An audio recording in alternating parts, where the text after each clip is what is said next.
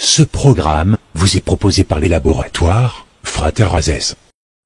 Voilà ce que nous avons constaté durant cette troisième vague qui nous a un petit peu surpris. Le nombre impressionnant de malades que nous avons hospitalisés avec les différentes formes.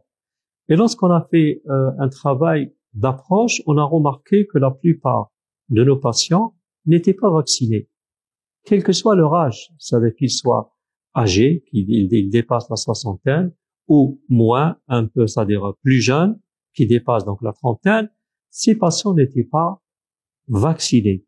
Donc on a un petit peu été surpris. On sait que que le vaccin était disponible, il était à la portée de notre population, donc avec l'arrivée massive, donc des vaccins.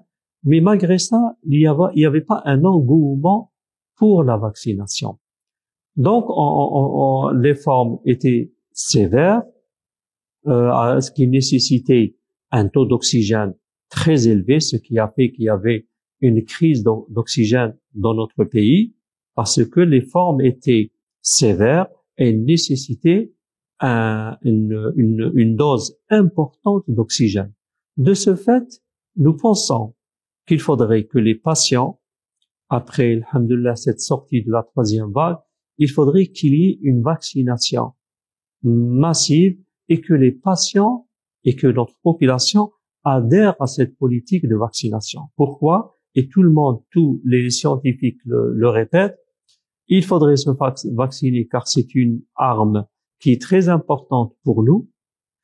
Elle aura, même si on va contracter le virus, il y aura donc une forme, ce qu'on appelle les formes bénignes, les formes graves, les formes moins graves, qui ne nécessitent pas une hospitalisation. Même s'il y a une hospitalisation, la dose d'oxygène n'est pas très importante et lorsqu'on fait l'oxymétrie, elle n'est pas très basse. C'est pour cela donc notre appel pour notre population, c'est qu'il faudrait adhérer à cette vaccination.